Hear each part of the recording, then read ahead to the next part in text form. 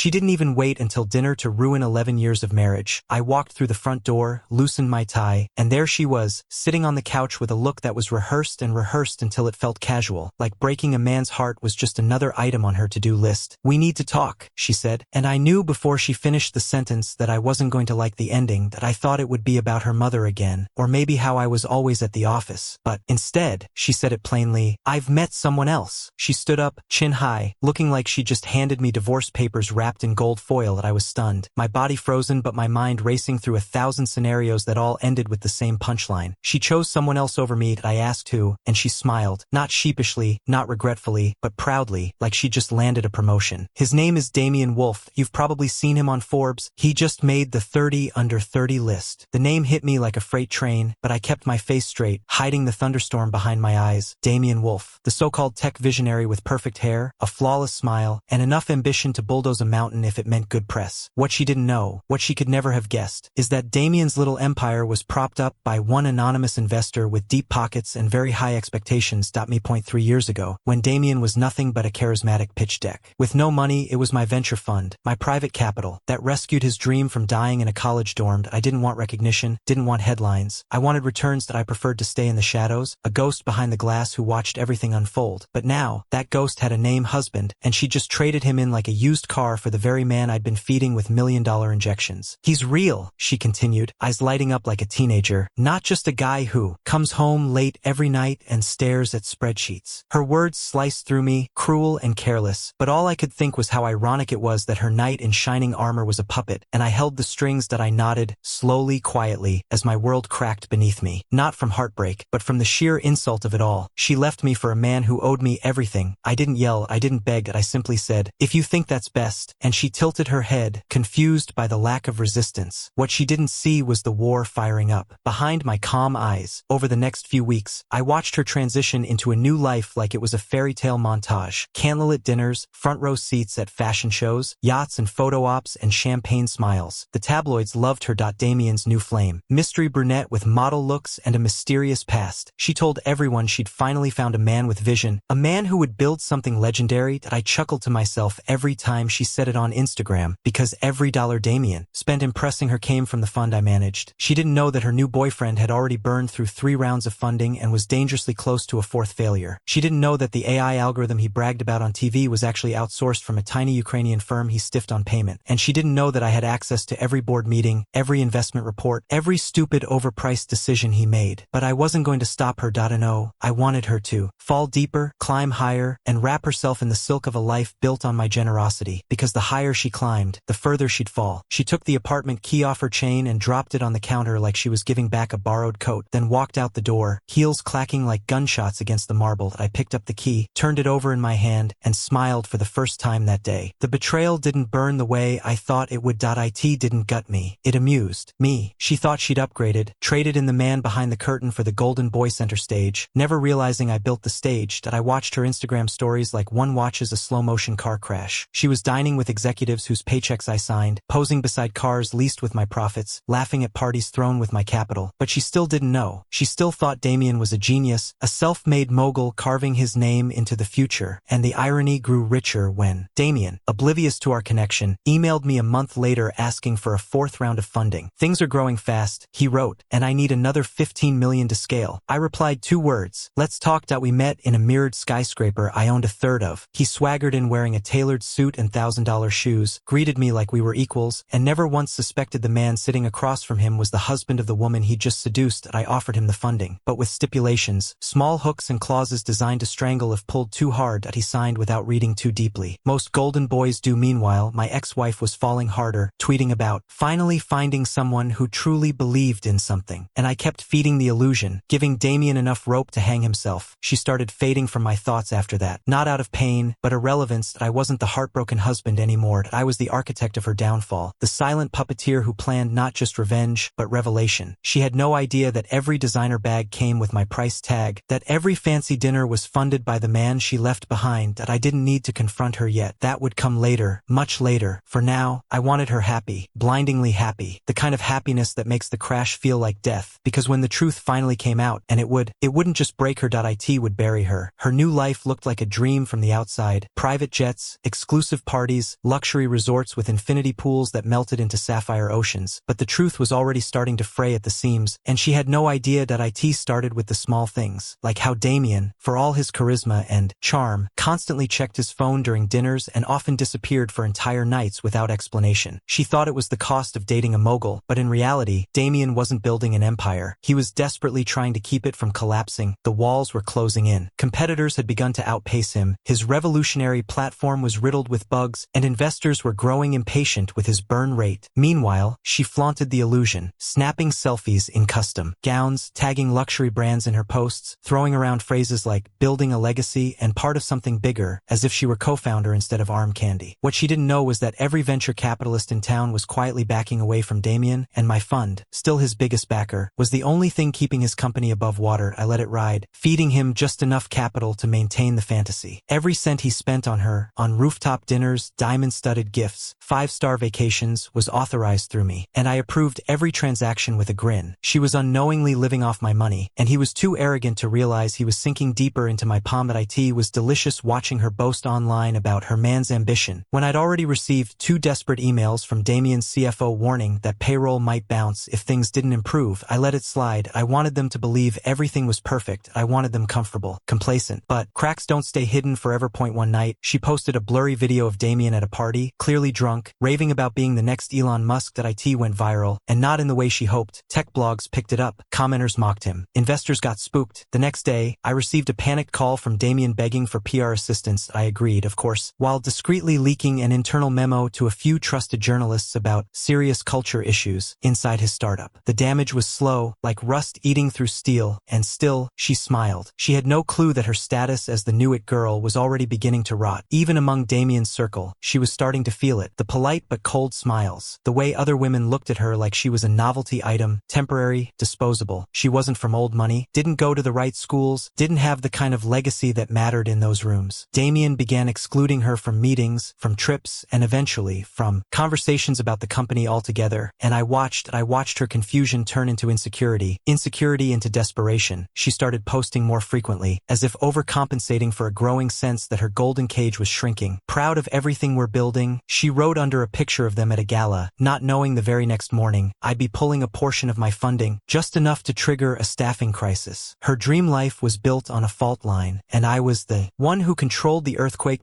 Damien's attention began to wane. He wasn't cruel, just distracted, and she didn't take well to being ignored. One night, she showed up unannounced at one of his closed-door investor dinners and found him laughing too intimately with a Scandinavian model/venture scout. That night, she didn't post a single story. The silence was louder than any caption, and the next day, she posted an inspirational quote about learning to choose yourself. That's when I knew she was beginning to feel it, that creeping sensation that the world she threw everything away for was maybe not as stable as it looked. But I didn't want her to leave him. I wanted her to stay just long enough to feel utterly dependent, to lose everything she used to be in the process of trying to become someone else. Damien invited her to a tech conference in Singapore and didn't book her flight until the night before. An afterthought. She brushed it off, telling herself he was just busy, but I saw the panic behind her eyes when she arrived a day late, out of sync with everyone, wearing the wrong designer in a room full of silent judgment. That same weekend, Damien's company was supposed to unveil a major update that would change everything. I delayed it, intentionally, through internal red tape, making sure the product was far from ready. The presentation flopped. She was in the front row, clapping like her life depended on it, while investors in the back whispered doubts. She confronted Damien in private, asking what was going on, and he snapped, for the first time, told her to stop acting like a co-founder and just enjoy the perks while they last. She was stunned. The man she'd idolized, risked everything for, now treated her like a liability. She cried that night in a hotel room I paid for, clutching a designer handbag that my approval had purchased. I watched her through posts, through mutual acquaintances, through whispers in the industry. She was unraveling, and yet, still too proud to admit she'd made a mistake. That was good. Pride makes people reckless. She tried to claw her way back into relevance, pitched a podcast idea about women behind tech titans, tried to host charity galas in Damien's name, but he kept her at arm's length. truth. Behind closed doors, I started nudging the board to consider an audit. I didn't want Damien to fail just yet. I wanted him shaky, insecure, paranoid that I wanted her to be the one he blamed when things finally went wrong. I wanted to plant that seed of resentment, just enough for him to question whether she was a distraction. And he did, slowly. His messages got shorter. His affection turned mechanical. She noticed. She began to withdraw from social media, claiming she wanted privacy. But really, she was licking wounds she didn't yet know I gave her. She confided in a friend, someone I had on payroll without her knowing, and asked if it seemed like Damien was pulling away. That friend told her what I wanted her to hear. He's probably just under pressure. Maybe you're pushing too hard. That guilt festered, and that's when I knew it was time to tighten the vice. That I gave Damien the green light for one last funding round, but with conditions that would push his company to the brink. That I knew he'd accept. That he had no choice. And she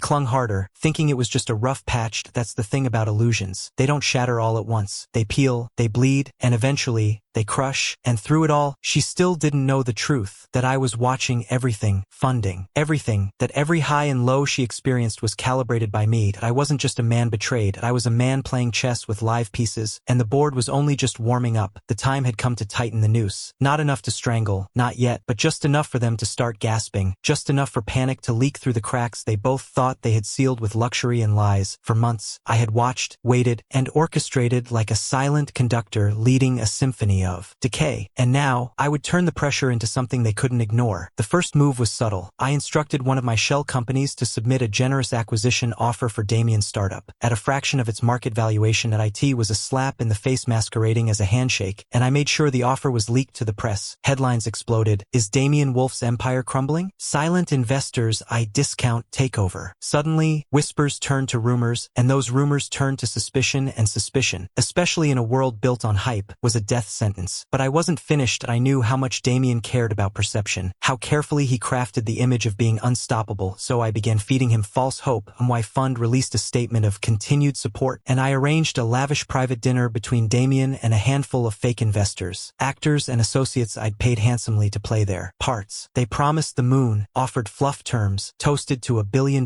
exit. Damien swallowed it whole, not realizing I was spoon-feeding him poison disguised as champagne. My ex-wife, of course, saw this as a comeback. She posted a photo of the two of them toasting over foie gras with the caption, "Rising always begins with falling." The irony nearly made me laugh aloud. To keep the fantasy alive a little longer, I approved one final release of funds, but only on the condition that Damien replace his CFO with a neutral party. A new face I recommended through a third party. That CFO was mine. Every spreadsheet, every earnings call, every internal strategy meeting now ran through someone loyal to me, and the best part, neither Damien nor my ex-wife suspected a thing. Meanwhile, I planted another chess piece. An ambitious, flirtatious PR director named Ashley, who just happened to be everything my ex-wife wasn't. Blonde, Ivy League polished, and fluent in the language of legacy wealth. I slid her into Damien's world through a back channel, and within a week, she was glued to his side at every event. My ex-wife noticed instantly. Her social media posts got defensive, captions more pointed, selfies more curated. She was losing ground in the one place that mattered to her. Optics. I kept feeding the tension point. One of my agents, posing as a consultant, casually suggested that maybe Damien's public image was too emotionally entangled, that maybe he needed a cleaner narrative. Damien, insecure and drowning, began to listen. He started correcting my ex-wife in public, started arriving at events without her. He didn't dump her. Not yet, but he began the slow suffocation of neglect, and I watched, delighted, as she squirmed, desperate to reclaim her spotlight. She pushed to host a major company gala, a black tie fundraiser meant to showcase Damien's influence and generosity. He resisted at first, but I whispered encouragement through my CFO puppet. It would be his comeback, a chance to reframe the narrative. The gala became my playground. I chose the venue, a historic mansion I owned through an LLC. I supplied the guest list, filled with reporters, venture capitalists, influencers, and corporate heads. I even selected the menu, knowing exactly how to plant tension into the smallest details. My team made sure her dress arrived one size too small and the lighting in her section was a touch too harsh. Petty, perhaps, but precision. Warfare always is. The night of the gala, she walked in arm with Damien, smiling like her life depended on it, not realizing she was stepping into a snare crafted just for her. Everything looked perfect. Jazz music, flowing champagne, glittering chandeliers, and then I released the final act. Midway through the night, one of the investors I planted pulled Damien aside and, accidentally, revealed that a former executive had leaked internal documents showing massive financial mismanagement. True documents, mind you, but only parts of them. I made sure the information landed in Damien's lap at the exact moment he needed to smile for cameras. The man nearly choked on his martini. My ex-wife watched him stiffen, watched him excuse himself, myself, watched his world shift, but she had no idea what was coming. Hours later, while she mingled with guests, the news broke online. Exclusive, internal chaos at Wolf Tech raises questions of fraud. Damien returned to the ballroom white as a sheet. She tried to pull him aside, tried to calm him down, but he shoved her hand away, hard enough for a few guests to notice, and I made sure a photographer caught the moment. The next day, the photo was everywhere. Billionaire blow-up, trouble in paradise? It was a glorious mess. Damien spent the next week in meetings trying to control the fallout, and she was left adrift, excluded from the damage control process entirely. Panicked, she began texting industry contacts she barely knew, trying to reclaim relevance. She even reached out to me, through a mutual connection, asking if my fund was still optimistic about Wolf Tech. I replied vaguely, "Things change quickly in this business." That ambiguity sent her spiraling. In desperation, she tried to arrange an interview with a major financial magazine, hoping to position herself as more than a girlfriend. The interview never aired. I killed it before it could publish. Then I planted another story. A brutal opinion piece by a respected tech columnist claiming Damien's downfall was accelerated by poor romantic judgment. The implication was clear. The blame was hers. Damien, cornered and humiliated, began to unravel. He started drinking more, showing up late to meetings, lashing out at staff. My CFO continued feeding me everything, and I made small but impactful decisions, delaying payments, freezing hiring, slashing marketing budgets. Internally, Wolf Tech was bleeding. Externally, the wolves were circling, and in the eye of the storm stood my ex-wife, confused, terrified, and desperately trying to keep her world from burning down. She didn't know I'd poured gasoline on every inch of it. The final step was psychological. That I leaked a new rumor, that a silent investor was considering pulling out entirely. That I knew she'd hear it, and she did. She confronted Damien, demanding to know if it was true. He exploded, told her she was a nobody, a distraction, a phase, told her he regretted ever going public with their relationship. She slapped him. He didn't flinch, and just like that, the trap closed. She moved out 2 days later. Her fairy tale was over, but the real devastation hadn't even begun. Not yet. That would come when she found out who had been behind it all, when she realized she hadn't just left her husband, she'd left the architect of her entire lifestyle. And I was only getting started. It started with a tweet, a single, seemingly innocuous tweet from a former Wolf Tech engineer that read, "When the truth comes out, people will be shocked how far smoke and mirrors got us." That tweet was the match, and I made sure the forest was dry and waiting to ignite. Within minutes, the tech community pounced. Former employees began anonymously confirming issues. Ex-investors hinted at disturbing patterns. And in the chaos, I gave the signal to release the full internal audit, one that my planted CFO had been carefully compiling for months. That IT was brutal. Misused funds, delayed projects, inflated metrics, NDAs masking toxic culture. That I didn't even need to exaggerate, just revealed what was already there, wrapped in the kind of polished presentation that gets government attention. The media went feral. What once was hailed as the next trillion-dollar disruptor was now being labeled the biggest fraud since Theranos. Damien tried to respond with confidence, with defiance, but the cracks in his facade had already split wide open. His voice shook during the emergency press conference. He stammered, contradicted himself, and even snapped at a journalist who asked if his girlfriend-turned-spokesperson had any real business qualifications. That part was planned too. That I fed that question to the journalist days in advance. Watching her flinch on stage, her eyes searching for a lifeline as the cameras rolled, was the highlight of the week. She wasn't supposed to be there, but Damien, desperate to show stability, dragged her into the spotlight again, and just like I hoped, she fumbled. She spoke in cliches, thanked the press for their passion, and said they were committed to transparency, all while wearing a $9,000 gown she didn't pay for and a panic she couldn't hide. Stockholders panicked, emails flooded the investor board, and behind closed doors, I finally called for what everyone else was afraid to say, a full leadership review. I requested a vote.my fund, holding the largest share, carried weight, and because Damien had given me board privileges in exchange for my early funding, I didn't even need a unanimous decision to trigger the clause. I watched his expression in real time as the motion passed. His hands trembled as he read the email. In less than 48 hours, an emergency shareholders meeting was called. He knew it was the beginning of the end. While Damien scrambled to patch the dam with duct tape, I gave the media what they really wanted, a face to pin it all on. I leaked exclusive photos of lavish spending, $80,000 weekends, custom art flown across oceans, personal chefs flown to Cabo, and beside him in almost every photo was my ex-wife, draped in designer fabric and champagne-soaked smiles. Suddenly, she wasn't just the ex-model girlfriend, she was part of the fraud. Headlines morphed into accusations. Modern Marie Antoinette? Wolf Tech's rise and fall fueled by excess and ego. The wolves came for her next. She tried to vanish, disabled her Instagram, declined all interviews, but the internet has a long memory, and within days, every photo she'd ever posted became evidence of her complicity. Screenshots of her bragging about being on the inside circulated on Reddit threads with millions of views. Memes exploded. Twitter nicknamed her Lady Ponzi. Even the fashion world distanced itself. Brands that once paid her to pose started wiping her from campaigns. She wasn't just humiliated. She was radioactive. Then came the lawsuits.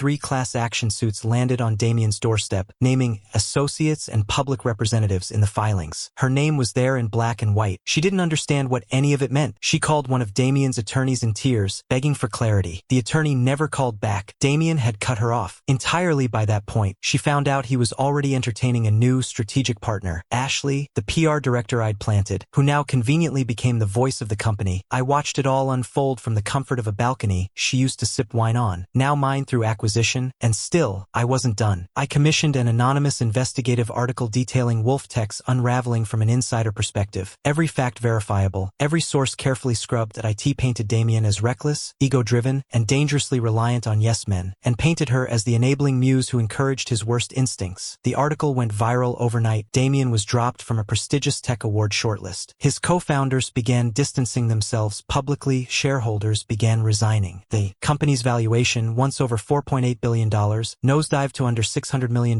in 3 weeks. She tried to reach out to him one last time, in private, begging for some kind of reassurance, some form of damage control they could do together. Damien sent a single reply: "You're a distraction I can't afford." She cried on the floor of a friend's apartment she barely knew, the same woman she'd once laughed at for driving a Toyota and working a 9-to-5. Karma wasn't just poetic, that IT was clinical, precise. Meanwhile, I prepared my next move. I made an offer to buy out Damien's remaining shares. An insulting offer, just enough to free him from legal entanglements, but nowhere near what he once believed he was worth. That he rejected it at first. Then, 2 days later, accepted it in silence. And just like that, Wolf Tech was mine. The same company she left me for. The same company she strutted through like a queen. The same company she watched destroy her reputation. That I sent her one final message, that a short, cruel truth: "You were living off me the entire time, even now." Her reply came 5 minutes later. A single broken line: "Why?" But I didn't respond. She didn't deserve one. That the media frenzy died down eventually. Damien vanished from the public eye. Lawsuits continued quietly behind the scenes, but she was untouchable. In the worst way. Nobody would work with her. No brand, no agency, no publication. She was a cautionary tale now. A warning. The price of chasing status over substance. And me, I was still in the shadows, exactly where I wanted to be. The architect of her world, the destroyer of her fantasy, and the one person she never saw coming. It happened on a rainy Tuesday of all days. The kind where everything looks like it's been dipped in gray, the sky heavy with water and the streets too quiet to feel like a city. I hadn't planned to see her again. Not really. I thought I was done with that chapter, had closed the book, buried it deep. But the past has a funny way of showing up when it's soaked and desperate, shivering on the marble floor of a lobby it used to walk through in heels and pride. She came to my office. Unannounced, no called, no warning. Just her name flashing on the receptionist's screen like a ghost knocking on the front door of the life she abandoned. I told my assistant to send her up. Not because I missed her, not because I owed her anything, but because this was the final move. The checkmate she didn't even know she was walking into. She stepped through the glass doors cautiously, looking smaller than I remembered. Not physically, but spiritually. The once flawless posture, the cold confidence, the high society shine. It had all dulled. Her makeup was just a little too perfect, the kind that screams of someone trying to hide a sleepless night. Her designer coat looked borrowed.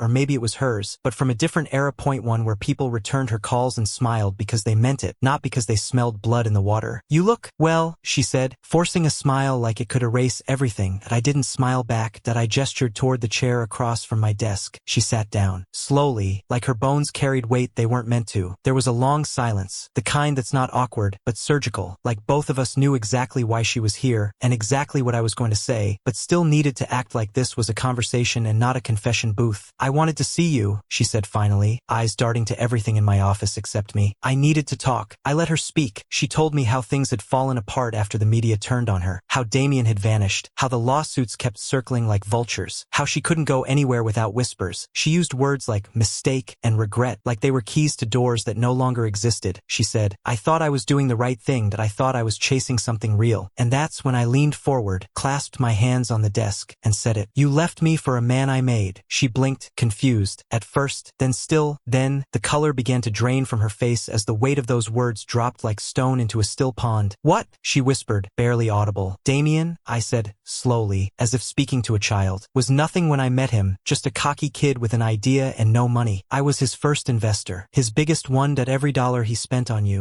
every dinner, every dress, every vacation was mine." She looked like she'd been slapped. Her mouth opened, but no words came out, just breath. "I built him," I continued, "and when you walked away from me to be with him, you were walking deeper into a world that only existed because I allowed it to." She sat frozen, trembling slightly, trying to catch up with the avalanche I had just dumped on her. "Why wouldn't you tell me?" she finally asked, her voice cracking. "Because I wanted you to believe it," I said. "I wanted you to dive headfirst into the fantasy, to wrap yourself in it like it was silk, not realizing it was a noose I'd tied with my own hands." Her eyes brimmed with tears, real ones, but it was too late for real emotion, too late for contrition. She reached across the desk as if to touch me, to beg maybe, but I pulled back. "You didn't just betray me," I said. "You mocked me, you flaunted it. You thought you'd traded up, thought I was just some boring husband with no ambition, but you never saw the whole board. You didn't even know you were a pawn." She stood up abruptly, pacing now, breaking down right in front of me like a glass sculpture finally cracking under years of pressure. "I didn't know. I didn't mean for any of this to happen," she shouted. "But guilt doesn't undo impact. Regret doesn't unburn bridges. You made your choice," I said coldly, "and now you get to live with it." Her shoulders sagged, her hands trembled. She looked at me with eyes I used to fall into, but now only saw for what they really were, mirrors reflecting emptiness. "I lost everything," she said, quieter now. "You were everything, and for the first time in a long while, I let myself feel something. Not pain, not satisfaction, but closure, the kind of finality that wraps around your ribs and tells you it's okay to breathe again. You lost yourself," I said, "long before you lost me." She stared at me, eyes pleading, as if hoping I'd change the ending, rewrite the story. "Can we start over?" she whispered. "Is there anything left of us?" I stood up, walked to the window, and looked down at the city we used to dream about conquering together. The same city she tried to own without me. "There is no us," I said, without turning around. "There's only me, and the life I rebuilt after you tried to erase me from yours." When I turned back, she was crying, silent, angry tears, the kind that taste like shame. "You're not the man I used to know," she said, voice trembling. "No," I replied, stepping closer. "I'm not that. I'm the man you should have waited for." She didn't say another word, just turned, heels clicking like distant echoes, and left the office without looking back. That I didn't stop her, I didn't call after her, I just watched the elevator doors close, sealing the chapter we both knew could never be reopened. And then I sat down, exhaled, and smiled, not because I'd won, but because I'd survived, because I'd become the storm she never saw coming, because in the end, she walked out of my life twice, and both times, I let her. The difference now? The second time, I wasn't broken, that I was untouchable. Revenge doesn't always come with fire and fury. Sometimes, it arrives in silence, in the gentle hum of a city moving forward without you, in the soft, surgical way a wound closes after bleeding out everything. After she walked out of my office that day, I didn't think about her again. Not in the way I used to, not with ache or rage, or longing. I thought of her the way you think of a storm after the skies have cleared, a reminder of what can go wrong when you trust clouds to keep their distance. The empire she watched me quietly fund now belonged to me in full. Wolf Tech, stripped of its golden boy CEO, rebranded under new leadership. We removed the rot, gutted the PR disaster, settled the lawsuits out of court with clean surgical precision, and pivoted the company back towards something real, something sustainable. And while she disappeared into obscurity, I rose. Quietly, powerfully, relentlessly. She didn't know I had already started seeing someone. Not a model, not a socialite, not some walking Instagram filter. Her name was Clara. She worked in legal, brilliant, poised, and the first person in years to see the man behind the strategy. She'd known the truth all along, had watched as I pulled strings and dismantled empires without ever judging me for it. Clara never asked me to prove my worth with lavish gestures or public shows of dominance. She just watched, understood, and when the time was right, stood beside me. Not in front, not behind, but beside. She never once mentioned my ex, never once brought up the woman who had left me when I was building in silence. Clara didn't have to. Her presence alone was the answer to every wound I'd ever carried.